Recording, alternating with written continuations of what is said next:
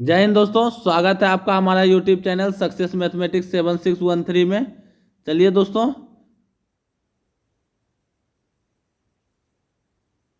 जैसा कि आप सबको पता है कि 16 तारीख से 16 मार्च 2026 से 2026 से एनटीपीसी ग्रेजुएट लेवल का एग्जाम चालू है दोस्तों। ये 16 मार्च के फर्स्ट शिफ्ट का एग्जाम का एनालिसिस है, जो कि हमें प्रश्न प्राप्त हुआ, उसी के आधार पे दोस्तों हम एनालिसिस कर रहे हैं। आप लोग देख सकते हैं तथा कमेंट में बता सकते हैं कि क्या इसी तरह के प्रश्न पूछे गए थे या प्रश्न में कुछ और भी ऐड था दोस्तों। इसमें टोटल 20 प्रश्न को लिया गया है और 20 प्रश्न में आप लोग को बताना है कि आप लोग ने जितने भी लोग एग्जाम दे के आए कि कितने लोग ने सही एग्जाम में सही किए हैं। तो चलिए दोस्तों, फाइनली आज स्टार्ट करते हैं कि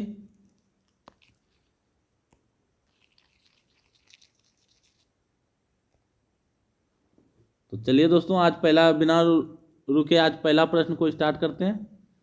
थोड़ी सी साइज को कम कर लें।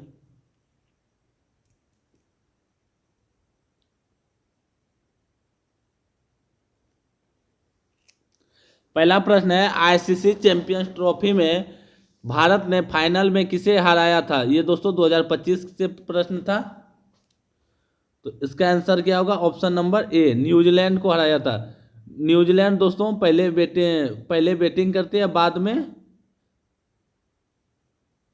जी बिल्कुल दोस्तों, पहले न्यूजीलैंड बैटिंग करता है और बाद में भारत बैटिंग करता है। भारत की ओर से रोहित शर्मा ने 76 रन बनाए थे, जो कि सबसे महत्वपूर्ण रन में से थे। 76 रन। ये मैच कहाँ खेला गया था फाइनल का?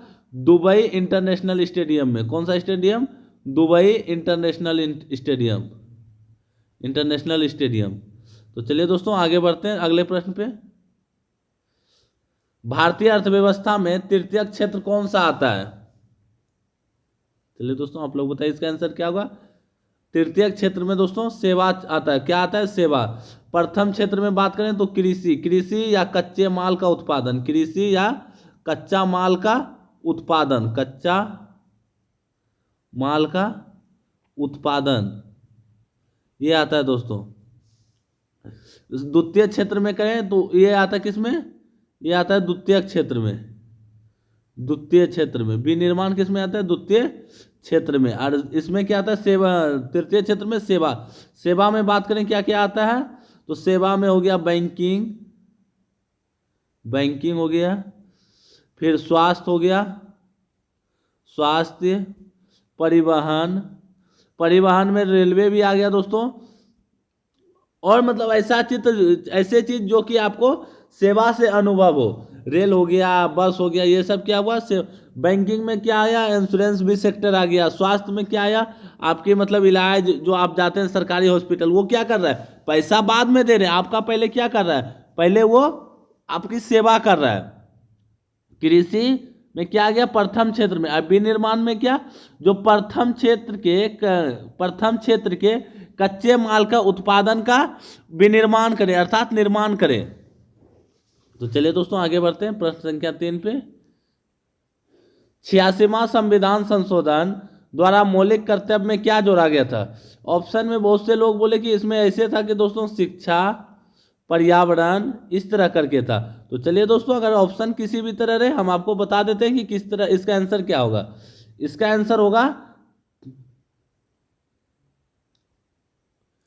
आंसर होगा ऑप्शन नंबर ए, 6 से 14 वर्ष के बच्चों को शिक्षा प्रदान करना। और इसी के 86वां संविधान संशोधन कब हुआ था? 86वां संविधान संशोधन 2002 में हुआ था। कब हुआ था? 2002 में। 86वां संविधान संशोधन 2002 द्वारा मौलिक कर्तव्य में क्या जोड़ा गया था? अनुच्छेद 21 का ए। इसमें क्या रखा गया? 0 से 6 वर्ष के बच्चों को निःशुल्क शिक्षा के बारे में बात की गई है। यानी 86वां संविधान संशोधन शिक्षा से संबंधित है। चलिए आगे बढ़ते हैं।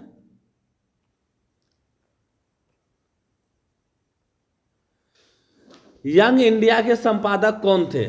चलिए दोस्तों आप लोग बताइए। और यंग इंडिया के बाद हम महात्मा गांधी के जितने भी पत्रिका हैं उसके बारे में बताएंगे। यंग इंडिया के संपादक कौन थे? महात्मा गांधी। महात्मा, ये कौन, कैसी पत्रिका थी यंग इंडिया? एक साप्ताहिक पत्रिका थी। कैसी थी? साप्ताहिक। ये कैसी पत्रिका रहती है? साप्ताहिक पत्रिका रहती है। चलिए दोस्तों, महात्मा गांधी की और भी किताब और पत्रिका के बारे में, यंग इंडिया हो गया, दूसरा हो गया हरिजन। हरिजन, कलर चेंज कर लेते हैं दोस्तों, हरिजन। उसके बाद नवजीवन, नवजीवन। उसके बाद हिंद स्वराज, हिंद स्वराज। ये सभी पुस्तक दोस्तों महात्मा गांधी के। चलिए दोस्तों, हम अगली स्लाइड पे बढ़ते हैं। हिंद स्वराज के बाद my experiment with tooth, my experiment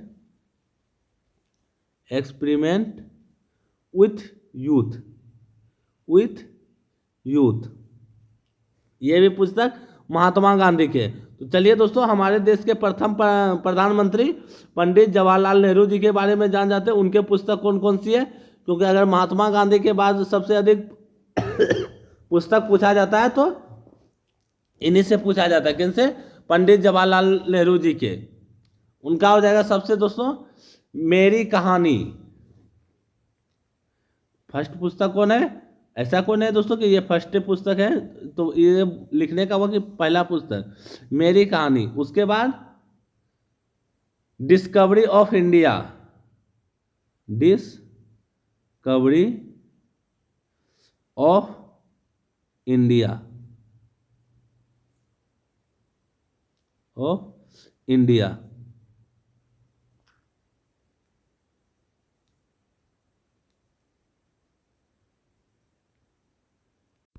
माफ कीजिएगा दोस्तों, 1 मिनट के लिए वीडियो बफरिंग हो जाता है बीच में। उसके बाद कौन था? लिम्पसेज ऑफ वर्ल्ड हिस्ट्री। चलिए दोस्तों, अगला स्लाइड पे चलते हैं। कौन सा बुक है? लिम्पसेज,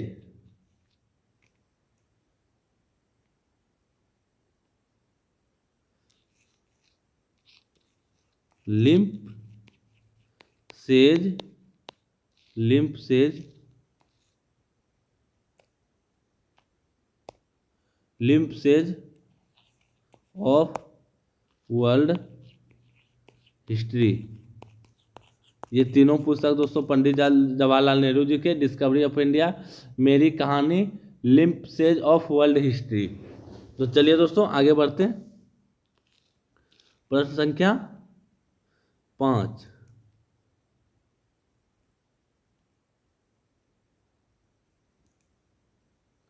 दिल्ली सल्तनत में 40 दल या तुर्कान ए चहलगानी का गठन किसने किया था?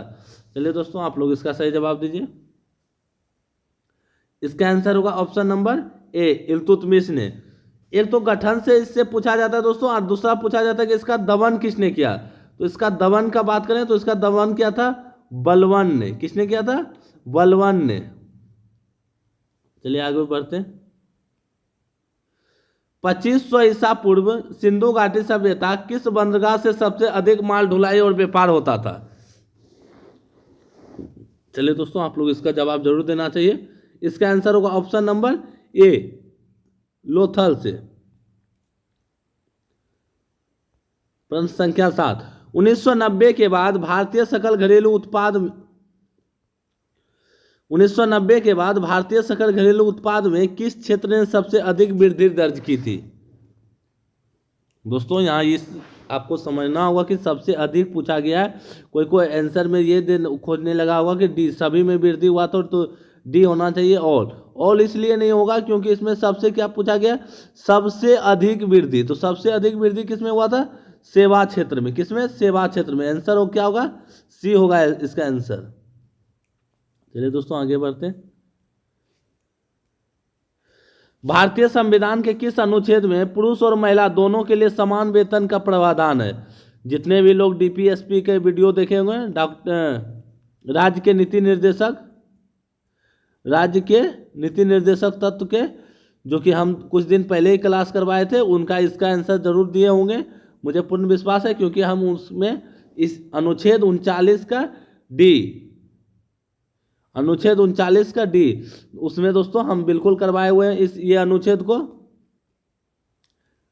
प्रश्न संख्या, केंद्र शासित प्रदेश में प्रशासक के रूप में कौन कार्य करता है? चलिए दोस्तों इसका आंसर दीजिए। इसका आंसर क्या होगा? उपराज्यपाल और या प्रशासक, उपराज्यपाल या प्रशासक। जितने भी दोस्तों के आने वाले दिन में एग्जाम है दोस्तों, उनको उनके लिए कुछ एक्स्ट्रा फैक्ट बता दें। लद्दाख और जम्मू कश्मीर के बारे में आपको जरूर पढ़ लेना चाहिए। और साथ ही सिंधु जल समझौता, सिंधु जल समझौता ये इसलिए जरूरी है दोस्तों क्यों आप लोग को पता होगा सिंधु जल समझौता, क्योंकि आप लोग को पता होगा कि हाल ही में 1 साल पहले पहलगांव आतंकी हमला होता है। उसके बाद भारत सरकार द्वारा सिंधु जल समझौता अनिश्चित समय के लिए रद्द कर दिया जाता है। तो सिंधु नदी जल समझौता कब हुआ था? 1960 में। किसके किसके बीच हुआ था? ये तो सबको मार देगा दोस्तों, भारत और पाकिस्तान के बीच। अगर पूछ लिया अध्यक्ष था तो पंडित जवाहरलाल नेहरू, हमारे देश के प्रथम प्रधानमंत्री पंडित जवाहरलाल नेहरू, और आयूब खान के बीच। किसके बीच? आयूब खान। चलिए दोस्तों आगे बढ़ते हैं नेक्स्ट स्लाइड पे, उसके बाद बताते हैं सिंधु जल समझौता के बारे में। अभी और भी प्रश्न बताते हैं दोस्तों। सिंधु जल समझौता किसकी मध्यस्थता से हुआ था? तो वर्ल्ड बैंक। किसकी मध्यस्थता? वर्ल्ड बैंक की मध्यस्थता से। इसमें यह प्रावधान रहता है कि ऊपर की नदियां का, जो कि उत्तरी नदियां हैं, इसको पश्चिमी सिंधु, झेलम, चिनाब, इन तीनों नदियों का जल का प्रयोग कौन करेगा? पाकिस्तान। कितना परसेंट? 80%। 80% रहता है दोस्तों पाकिस्तान करेगा और 20% भारत। उसी तरह दोस्तों नीचे की 3 नदियां 80% भारत उपयोग करेगा, 20% पाकिस्तान। तो चलिए दोस्तों अगले वीडियो में चलते हैं, और ये सब जवाब दोस्तों आपको भूगोल के क्लास में मिलेगा। 1928 में गुजरात में हुए प्रसिद्ध बारदोली सत्याग्रह का नेतृत्व किसने किया था? तो चलिए दोस्तों इसका जवाब दीजिए आप लोग। इसका आंसर होगा वल्लभ भाई पटेल। वल्लभ भाई पटेल को दोस्तों लौह पुरुष भी कहा जाता है। क्या कहा जाता है? लौह पुरुष। तो चलिए दोस्तों आगे बढ़ते हैं। जितने भी लोग करंट अफेयर्स के वीडियो में देखे होंगे, वहां बताए थे कि 31 अक्टूबर को एकता दिवस के अवसर पर गणतंत्र दिवस की तरह हर साल परेड निकाला जाएगा दोस्तों। और इस बार भी परेड निकाला गया, जिसमें हमारे देश के वर्तमान प्रधानमंत्री श्री नरेंद्र मोदी जी साक्षी रहे थे, और उनको एक महिला अधिकारी गार्ड ऑफ ऑनर देती है। उस समय बताए थे कि आपको इसके बारे में जितने भी प्रश्न हो सकते हैं अधिक से अधिक आप लोग जरूर जानिएगा, क्योंकि ये काफी चर्चा के विषय रहा है। तो चलिए दोस्तों आगे बढ़ते हैं। कंप्यूटर में फाइल सेव करने के लिए किस शॉर्टकट का उपयोग किया जाता है?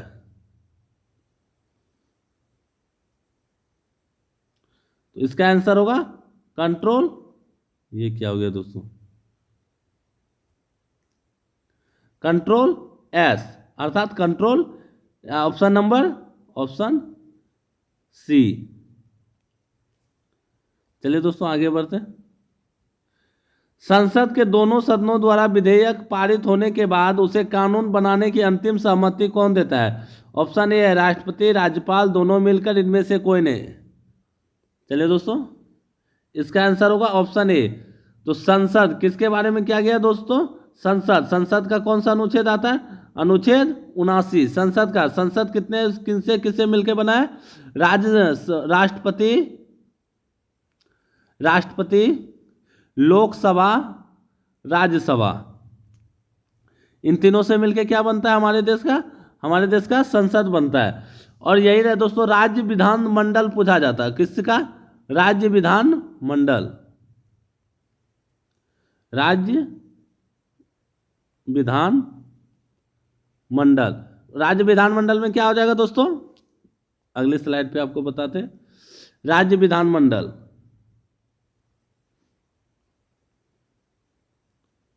राज्य विधानमंडल में आ जाएगा राज्यपाल,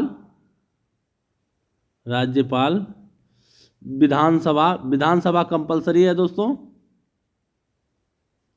और अगला क्या आएगा? विधान परिषद। एक एग्जाम में पूछा गया दोस्तों कि ऑप्शन में था, बताते हैं उस प्रश्न को, कि इसमें से निम्न में से किसे समाप्त किया जा सकता है। ऑप्शन में था लोकसभा, राज्यसभा और विधानसभा,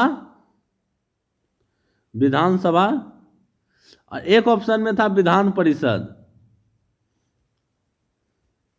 और कूट में आंसर था दोस्तों A+B, मतलब A और B+C। तो सिर्फ प्रश्न ये था कि किसे समाप्त किया जा सकता है, तो उसका आंसर होगा ऑप्शन नंबर D, क्योंकि विधान परिषद को समाप्त किया जा सकता है और सृजन किया जा सकता है। लोकसभा और विधानसभा को भंग किया जा सकता है, ना कि इसे समाप्त किया जा सकता है। और राज्यसभा को भंग कभी नहीं किया जा सकता है। चलिए दोस्तों आगे बढ़ते हैं। 31 मार्च 2020 की स्थिति के अनुसार भारतीय रेलवे मार्ग की कुल लंबाई कितनी है? इसका आंसर होगा ऑप्शन नंबर A, 67,956। इसमें दोस्तों आप लोग बड़ी मीटर की दूरी, छोटी मीटर, बोर्ड गेज की दूरी को जरूर पढ़ के जाइएगा, जिसका आने वाला एग्जाम है दोस्तों आने वाले समय में। प्राचीन दक्षिण भारतीय संगम साहित्य मुख्य रूप से किस भाषा में लिखी गई थी? इसका आंसर होगा ऑप्शन नंबर A, तमिल भाषा में। दोस्तों जिस दिन के केरल का नाम बदल के केरलम किया गया, केरल का नाम बदल के क्या किया गया? केरलम। जिस दिन काफी चर्चा में ये विषय रहा था कि केरल का नाम बदल के केरलम किया जाएगा, उस दिन दोस्तों उसके मौके में हम बताए थे यहाँ पांड्य, चेर और यहाँ चोल वंश के बारे में बताए थे दोस्तों, संगम साहित्य के बारे में। जितने भी लोग ने उस वीडियो को देखा होगा जरूर इसका आंसर सही किए होंगे, क्योंकि दोस्तों इसको मॉक में हम करवा चुके हैं यही प्रश्न को। दोस्तों प्रश्न है भारत चीन की अपेक्षा किस देश से अधिक अपनी स्थलीय सीमा साझा करता है? इसमें से दोस्तों दो करके ऑप्शन था, किस देश से अधिक और किस देश से कम। अर्थात इसका कहना था चीन से अधिक सीमा साझा करें और चीन से कम भी, यानी चीन से कम और चीन से अधिक भी। तो कम कौन करता है दोस्तों? पाकिस्तान। चीन के बाद किसका नंबर आता है? पाकिस्तान। और अधिक की बात करें तो बांग्लादेश। तो दोस्तों हम एक ही चीज को ऐड किए, किस देश से अधिक सीमा साझा करता है, तो उसका आंसर होगा ऑप्शन नंबर A, बांग्लादेश। चलिए दोस्तों आगे बढ़ते हैं। निम्नलिखित में से कौन सा प्रसिद्ध आर्थिक नीति अलाउद्दीन खिलजी द्वारा लागू किया गया था? चलिए दोस्तों आप लोग इसका जवाब जरूर दीजिए।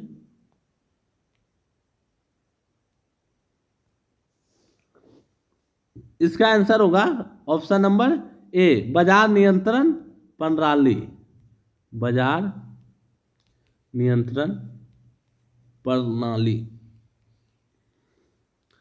इक्ता प्रथा की शुरुआत की बात करें तो इसको किसने किया था? इल्तुतमिश ने। किसने किया था? चलो इल्तुतमिश ने। सिजदा एवं पाबोस की बात करें तो उसके लिए अगले स्लाइड पे चलना होगा हमको।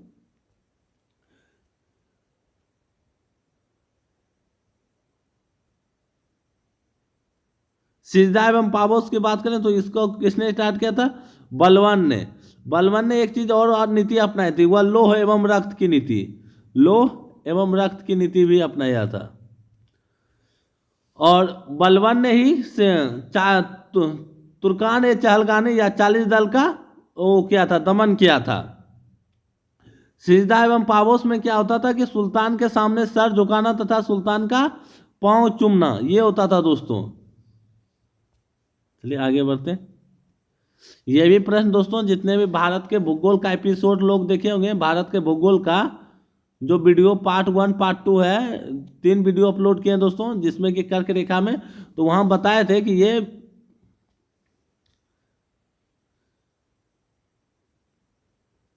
ये पृथ्वी है और ये क्या है? 23.5 डिग्री कर्क रेखा, 23.5 डिग्री नॉर्थ, और ये 0 डिग्री विषुवत रेखा, और ये 23.5 डिग्री साउथ अर्थात मकर रेखा। हम बताए थे कि सूर्य 21 जून को लंबवत कर्क रेखा पे पड़ती है। कब पड़ता है? 21 जून को सूर्य कहाँ पड़ता है? लंबवत कर्क रेखा में। और यहाँ क्या पूछा गया, 21 जून को मुख्य रूप से ग्रीष्म संक्रांति कहाँ होती है। हम ये प्रश्न बता चुके हैं। हम बार बार बोल रहे हैं दोस्तों कि जो प्रश्न पढ़ के जाइएगा वही नहीं पूछा जाएगा कि आपका रट्टा हुआ प्रश्न हो, लेकिन ये जरूर पढ़ के जाए रहिएगा कि वो प्रश्न किस तरह से आया है। 21 जून बता चुके हैं, तो आप इसमें क्या है, दक्षिणी गोलार्ध। दक्षिणी गोलार्ध का तो हम चर्चा ही नहीं किए थे। दूसरा ऑप्शन क्या है, भूमध्य रेखा। जब हम उत्तरी गोलार्ध 21 जून को कर्क रेखा पे बता रहे हैं तो भूमध्य रेखा होने का कोई सवाल ही नहीं उठता है। उसका बाद क्या बचा, उसके बाद बचता है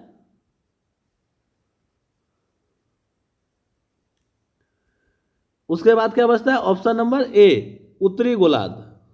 कर्क रेखा कहाँ स्थित है, ऑप्शन नंबर ए में, उत्तरी गोलार्ध में। चलिए दोस्तों आगे बढ़ते हैं।